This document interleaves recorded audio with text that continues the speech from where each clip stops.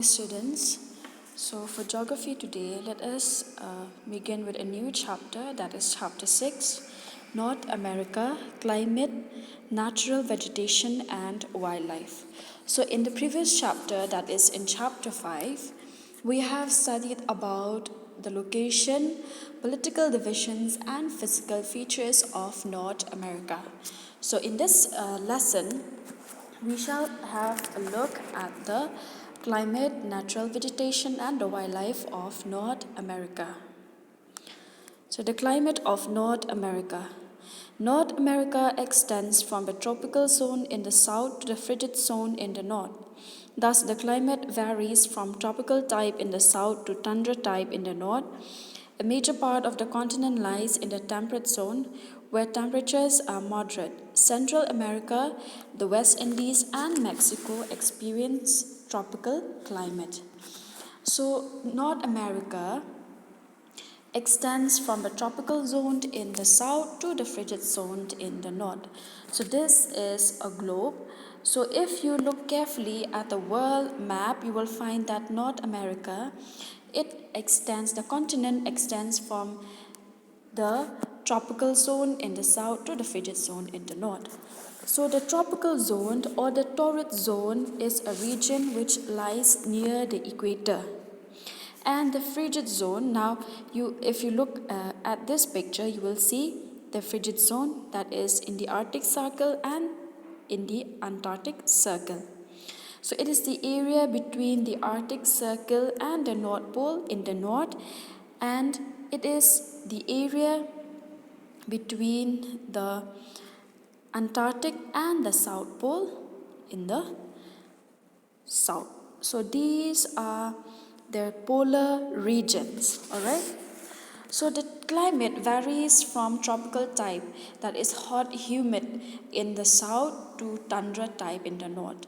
So a major part of the continent lies in the temperate zone, that is in the moderate type of climate, which is neither too hot nor too cold. So Central America, West Indies and Mexico experience tropical climate. So you will study these different type of climates as we move on with the chapter.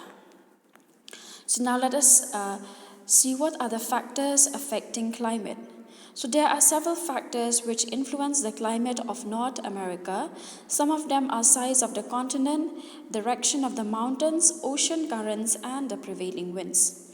So the geographical location and the geographical features, they are also the factors which affect the climate of any particular place. So first, the size of the continent. So North America is so vast that many parts are far away from the sea. This affects the climate of these areas.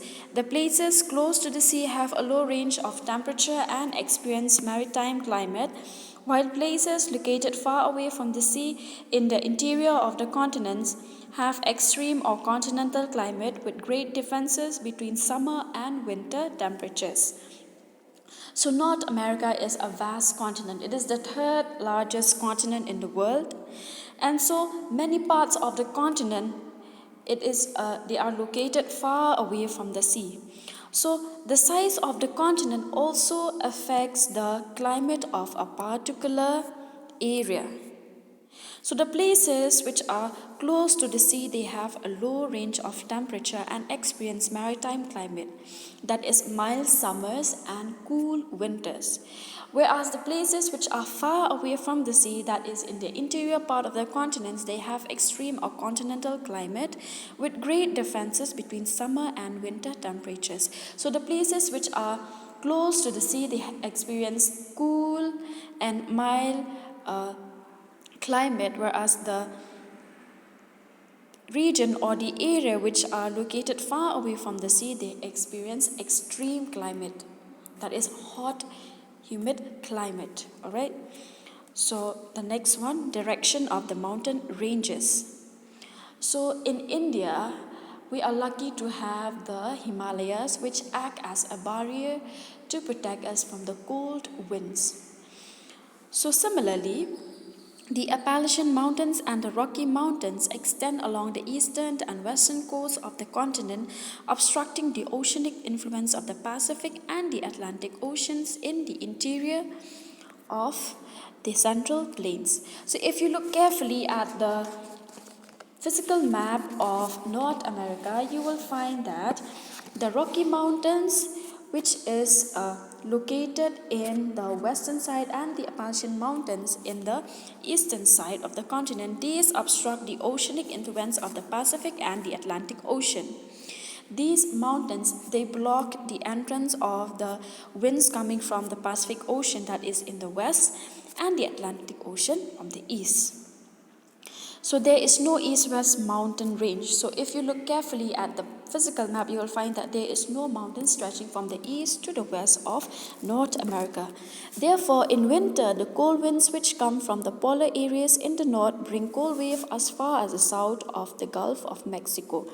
So during winter, the cold winds from the polar areas in the north, that is from the Arctic Ocean, they bring in cold waves as far as the south of the Gulf of Mexico. So during summer, the areas lying in the temperate latitude are influenced by the warm winds from the torrid zone. So the ocean currents, they are the movement of the sea water. So ocean currents have an effect both on the rainfall and the temperature and the coastal areas. So these ocean currents also, they have an effect on the rainfall and the temperature of the coastal areas. So the coastal areas, they are the areas which are close to the sea or the seaside. So the warm currents cause rain in the eastern and the western coastal areas. So there are two ocean currents, the two types of ocean currents, that is the warm ocean currents and the cold ocean currents. So these warm ocean currents, they cause rain in the eastern and the western coastal areas. So the warm currents are the Gulf Stream in the southeast and the Alaska Current in the northwest, which makes the winters milder. So if you look carefully at this map, you will find that the two currents, the warm currents, that is the Gulf Stream in the north, in the southeast, and the Alaska Current in the northwest. So the cold currents lower the temperature in winter and make the coast ice bound. So these cold currents, they decreases the temperature, which in winter it forms into ice. So the cold Labrador currents from the Arctic region in the northeast and the California current in the southwest, they are the cool currents. So the cold currents, they are the Labrador currents, which comes from the Arctic region in the northeast, and the California current in the southwest. The cold Labrador currents and the warm Gulf Stream meet near Newfoundland and produce dense fog in this region. The cold California current is partially responsible for the formation of a desert in the southwestern part of USA. So these two currents, that is the cold Labrador currents, which is a cold current, and the warm current, that is the Gulf Stream, they meet near Newfoundland and produce dense fog in this region. So this cold California current is responsible for the formation of a desert in the southwestern part of USA.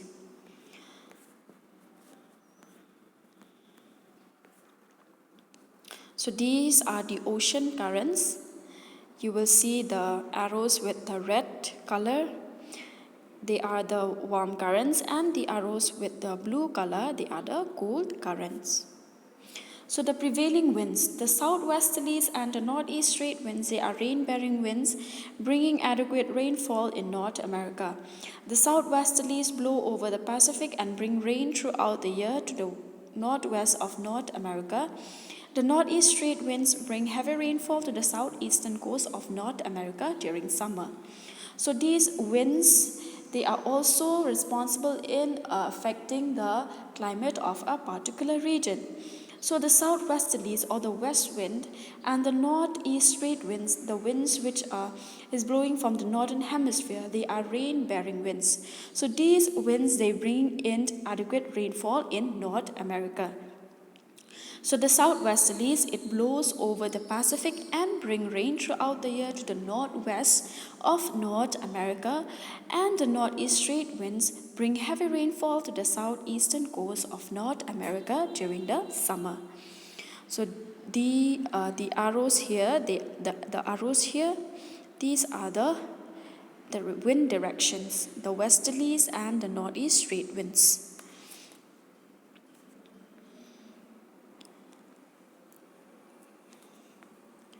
Distribution of rainfall. Northwestern and southeastern coastal areas receive heavy rainfall brought by the westerlies and the trade winds. The regions on the leeward side of the Rocky Mountains and the Appalachian Highlands are the rain shadow areas.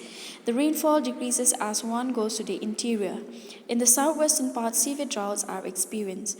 So the northwestern and southeastern coastal areas of America receives heavy rainfall, which is brought about by the westerlies and the trade winds. So the region on the leeward side of the Rocky Mountains and the Appalachian Highlands are the rain shadow areas. So what is a leeward side? So a leeward side, it is a side sheltered from the wind. And a rain shadow side is an area which is receiving a very less amount of rainfall, or an area behind a mountainous region. So the wind blowing from the seas towards the mountains cannot cross to the other side of the mountain. So the area behind the mountain, or the region behind a mountain, is known as a rain shadow. Why? Because it cannot receive enough rainfall. So the distribution of annual rainfall is as follows. So areas receiving more than 100 centimeter rainfall include parts of the Central America, the Northwest Pacific coast, the coastal area, and the lower basin of the Mississippi River and the West Indies. Areas receiving 50 centimeter to 100 centimeter rainfall include the Rocky Mountains and the eastern belt of Canada. And the areas receiving 25 to 50 centimeter rainfall include the western half of the continent, mainly the Great Plains and the western part of the prairies. And the areas receiving less than 25 centimeter rainfall include the adjoining areas of Mexico and the southwestern part of USA. So these are the factors which affects the climate of North America. And so in the next video, we shall continue with the climatic types, or the type of climates found in North America. So if you have any doubt, you can contact me anytime. Thank you.